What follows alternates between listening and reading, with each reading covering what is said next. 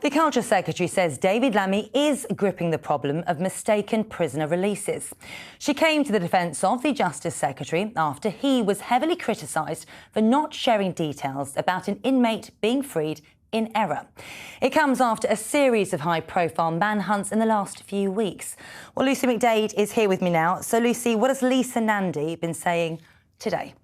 Well, she, on behalf of the government, is very clearly batting away this idea that David Lammy's position is now in question. But he's been heavily scrutinised this week, not only because of those mistaken releases, but also because of the way he handled them when he was questioned about them in the Commons earlier. If we just step back to how did we get here? Last month, we had the mistaken release of Hadush Gabatu, an Ethiopian sex offender. Straight after that, Mr Lammy said he will immediately introduce tougher checks to stop it happening again. 2 days later, another mistaken release, this time of an Algerian sex offender. Mr Lammy was questioned about this in the Commons on Wednesday. He, despite having the information, knowing that it was true, he refused to answer.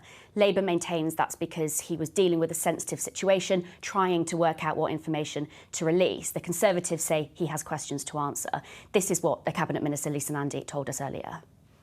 We absolutely back David Lammy. He's done, even in the last few days, he's called together prison governors. He has established a new set of emergency checks on people being released from prison.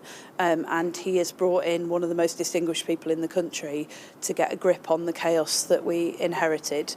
It's really important that he's able to get on with that work.